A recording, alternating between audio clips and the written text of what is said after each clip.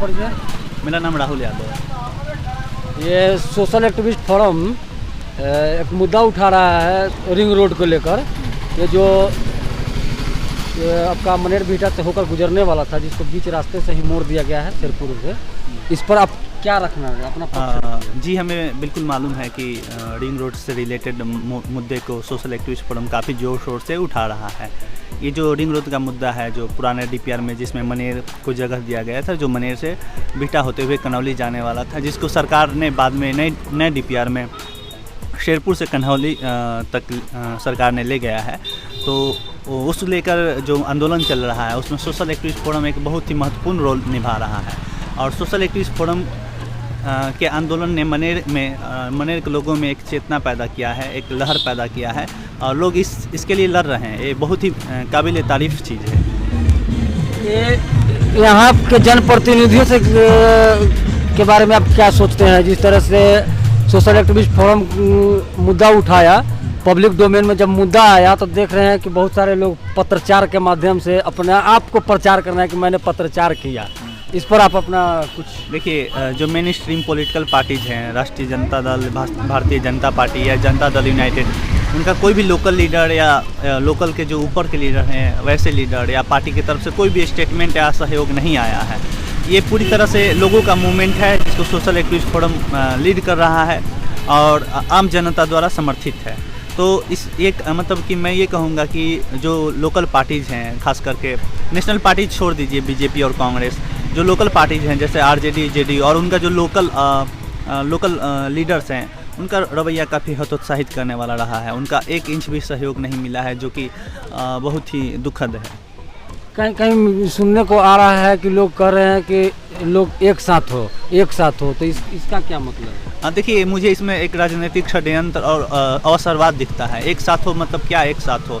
Social activist forum पहले से lead कर रहा है, आप उसके साथ क्यों नहीं जाते हैं? एक साथ कहने का मतलब उनका ये है कि आप अपना एग्जिस्टेंस को, अपनी पहचान को स्वतंत्र ना रखें और साथ आए और उसमें आपको हम डिजॉल्व कर लें, यानी अधिग्रहण टाइप का। यानी सोशल एक्टिविस्ट फोरम का जो एक स्वतंत्र पहचान है, जो आंदोलन को लीड कर रहा है, तो एकता और साथ आने के नाम पे आंदोलन को हड़पने की साजिश है ये, और कुछ नहीं। जो मैं उसका समर्थन नहीं करता। मैं चाहता हूँ कि ये आंदोलन पूरी तरह से सोशल एक्टिविस्ट फोरम के अंतर्गत और उसके अधीन चले और सभी लोगों का उसमें साथ हो और सहयोग हो। ये अपना थोड़ा सा पॉइंट इस पर रखिए कि अगर मनेर से होकर रिंग रोड अगर आता है तो उससे यहाँ के जनता को किस तरह से लाभ होने जा रहा है? देखिए, मनेर का जो सबसे बड़ा इशू है कनेक्टिविटी का इशू है।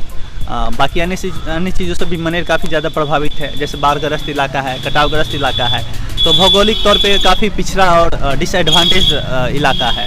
पर इन सब चीज़ों को पाटा जा सकता था कनेक्टिविटी को इम्प्रूव करके। पर सरकार देखिए, 15 साल से जो सरकार है, इस सरकार ने वैसा कुछ नहीं किया। उल्टा इन्होंने पीछे ले जाने का काम किया और जानबूझ करके। तो ये जो सोशल जो एक्टिविस्ट फोरम जो मुद्दा चला रहा है रिंग रोड का, अगर रिंग रोड आता तो ये कनेक्टिविटी का जो मुद्दा था, इशू था, ये सॉल्व हो सकता था। कनेक्टिविटी का मुद्दा जब सॉल्व हो तो यहाँ पे बहुत सारे तरह के, जैसे यहाँ इंडस्ट्री लोगों को, जैसे इंडस्ट्रियलिस्ट लोगों को अट्रैक्शन यहाँ पे आता, वो लोग यहाँ पे सोचते कि हाँ हम भी इंडस्ट्री सेटअप करें। दूसरा है कि अच्छे स्कूल और अच्छे कॉलेजेस सेटअप होने के चांसेस से उससे रोज़गार भी बढ़ता और एजुकेशन का लेवल भी बढ़ता लोगों में। और इसके अलावा भी नए नए हाउसिंग प्रोजेक्ट्स लगते, जिससे कि यहाँ के लोगों का जो ज़मीन है, उनका कीमत भी अच्छा उनका मिलता, और वो चाहते तो आगे चल करके उन कीमत से, उस पैसे से एक डेवलपमेंट हो सकता था। तो बहुत सारे मायनों में रिंग रोड न आने से नुकसान है, और आ जाने से काफ़ी मायनों में मतलब कि ये फ़ायदा है। तो कहने का मतलब है कि ये रिंग रोड को इधर से ना गुजरने देना, ये एक साजिश है और अन्याय है।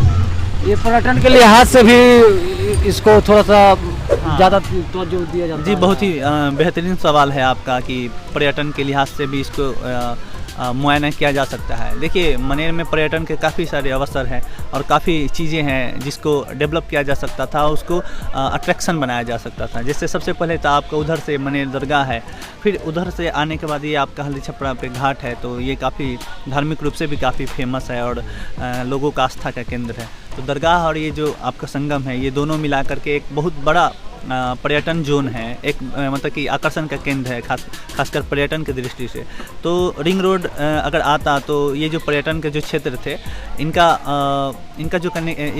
इनका विस्तार होता है, यानी इनका पहुंच लोगों तक होता और लोग यहाँ पे आते, काफ़ी सारे लोग आते, जिससे रोज़गार में तो होती ही मदद होती ही, डायरेक्ट और इनडायरेक्ट दोनों रूप से। हाँ, दोनों तौर पे, और इनका मतलब महत्व बढ़ता और ये मैप पे आता, मतलब कि एक होता है ना पहचान, इस क्षेत्र का पहचान आगे तक जाता। तो लोगों तो ये को जो एक बार मैपिंग हुआ था जिसमें पटना, ग्रेटर पटना में मनेर को भी शामिल किया गया था, हाँ। और इसके बावजूद भी रिंग रोड से हटा दिया गया है, मनेर से रिंग रोड को काट दिया गया है।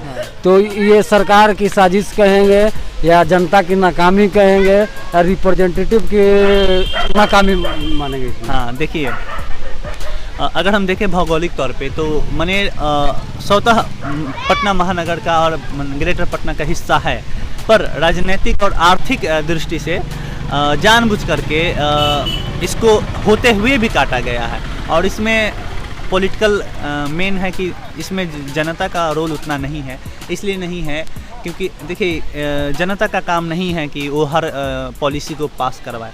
पॉलिसी को इम्प्लीमेंट करवाना या पास करवाना ये रिप्रेजेंटेटिव का काम होता है, और जो रिप्रेजेंटेटिव होता है वो अपने पार्टी को रिप्रेजेंट करता है। तो ये पार्टीज़ हैं जितने भी, तो इन पार्टीज़ का फेलियर, जैसे जेडीयू और आरजेडी और बीजेपी जो पार्टी हैं, इनका मनेर पे कभी ध्यान नहीं रहा उस तरीके से। इस कारण से मनेर काफ़ी पिछड़ता गया, और इनके जो नेता हैं, इनके जितने भी नेता हैं, तो इन्होंने मतलब